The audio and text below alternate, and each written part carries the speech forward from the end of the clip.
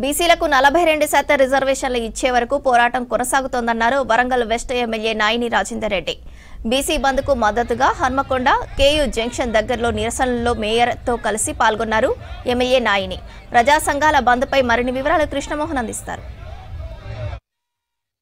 42% బీసీలకు రిజర్వేషన్ కల్పించాలని చేస్తున్నటువంటి వరంగల్ బంద్లో కూడా వరంగల్ పశ్చిమ ఎమ్మెల్యే నాయనరేందర్ రెడ్డి, మేయర్ గుండు సుధారని పాల్గొన్నారు. ప్రస్తుతం కాంగ్రెస్ పార్టీతో పాటు ఆ పార్టీకి సంబంధించినటువంటి అనుబంధ సంఘాలు, జేఏసీ నేతలంతా కూడా ఈ బంద్లో పాల్గొంటున్నారు. ప్రస్తుతం మనతో ఎమ్మెల్యే నాయనరేందర్ రెడ్డి అందరూ మాట్లాడుతున్నారు. బంద్ ఎట్లా కొనసాగుతుంది? అధికార పార్టీలో ఉన్నారు, మీరే బంద్ చేస్తున్నారు. అధికార పార్టీలు ఉన్నాము కాబట్టి మేము ట్రాన్స్పరెంట్గా రిజర్వేషన్ గురించి అసెంబ్లీలో తీర్మానం చేసి కులగన రిపోర్ట్ అసెంబ్లీలో తీర్మానం చేసుకొని గవర్నర్ పంపించగలిగినాం. మేము గతంలో తిరిగా కులగన చేసి రిపోర్ట్ కూడా ఇవాళ వరకు ఏం చేసిందో కూడా తెలియదు. అమెరికాలో హైదరాబాద్ ఉన్న వాళ్ళందరినీ పిలిపించి కూడా తీసుకున్నారు. ఇవాళ వాళ్ళే దొంగ అని మాట్లాడుతున్నారు. మేము కాంగ్రెస్ పార్టీ, రాహుల్ గాంధీ గారు, రేవంత్ రెడ్డి గారు, మా అధ్యక్షుడు మహేష్ కుమార్ గౌడ్ గారు చిత్తశుద్ధితోటి ముందుకు తీసుకుపోతున్నాం. దీన్ని ఇవాళ గవర్నర్ గారి చేతిలో ఉన్నది. తీర్మానం వారు చేసి పార్లమెంట్ పంపే బాధ్యత వాళ్ళది. వాళ్ళు మా పంపించకుండా దొంగ నాటకాలు ఆడుకుంటూ మళ్ళీ మేమేదో మద్దతు ఇస్తున్నాం అంటే అది పొరపాటు. సో అసెంబ్లీలో కూడా దీని మీద తీర్మానం చేశారు, అన్ని పక్షాలు మద్దతు తెలిపాయి, గవర్నర్ దగ్గర పోయింది. అసలు ఎక్కడ ఎవరు దీనికి మద్దతు తెలుపుతున్నారు? అసలు ఎవరు చేస్తున్నారు? బీజేపీ, బీఆర్ఎస్ ఈ రెండు దొంగ నాటకాలు ఆడుతున్నాయి. ఇవాళ బీజేపీ పరిధిలో ఉన్నది కదా, గవర్నర్ గారి దగ్గర ఎందుకు సబ్మిట్ చేయట్లేదు? గవర్నర్ గారి దగ్గర ఎందుకు చేయలేకపోతున్నారు? అది బీజేపీ కాదా? గవర్నర్ ఎవరు? అంటే వీరన్నీ ప్రజలు గమనిస్తున్నారు. తప్పకుండా ప్రజలు వీరికి తప్పకుండా గుణపాఠం చెప్తారు. మళ్ళీ బీఆర్ఎస్ వాళ్ళు 10 ఏళ్ళు ఖతం చేసిన తెలంగాణ సెంటిమెంట్ అడ్డం పెట్టుకొని మరో ఉద్యమం లేస్తాం, మరో ఉద్యమం. దాంట్లో వీళ్ళే దొంగలే ముందుంటారు. బాధ ఏంటంటే దొంగలే ముందు ఉండి దానికి మళ్ళీ సెంటిమెంట్ తోటి మళ్ళీ చేయాలని ఆలోచన. సో అన్ని పార్టీలు ఇప్పుడు ఈ బంద్కు మద్దతు ప్రకటిస్తున్నారు. ఇక్కడ కన్ఫ్యూజ్ అనేది కనిపిస్తలేదా? అవుపడుతున్నది. ప్రజలు గమనించాలి. అది ప్రజలు క్లియర్ గా గమనించాలి. దీనికి మేము గవర్నర్ దాకా తీసుకుపోయి పెట్టవలసిన బాధ్యత మాది.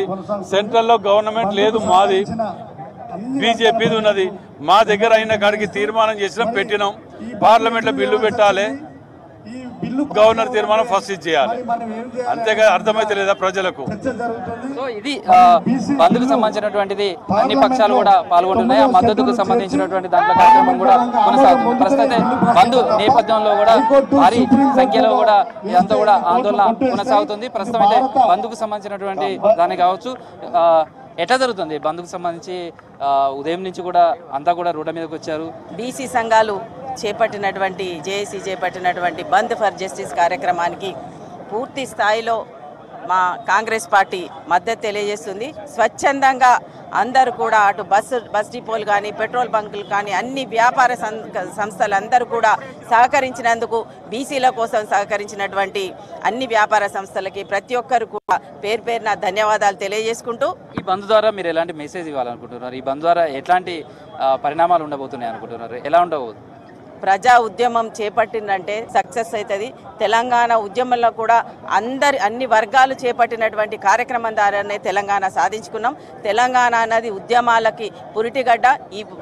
మేము చేపట్టినటువంటి ఈ కార్యక్రమం అన్నది 100% కేంద్రం మీద ఒత్తిడి తీసుకొచ్చుకొని సాధించే వరకు కూడా అందరం కూడా ముందుంటాం. సో ఇది ప్రస్తుతం అయితే బంద్కు సంబంధించి కూడా అన్ని పక్షాలు ఇందులో పాల్గొంటున్నాయి.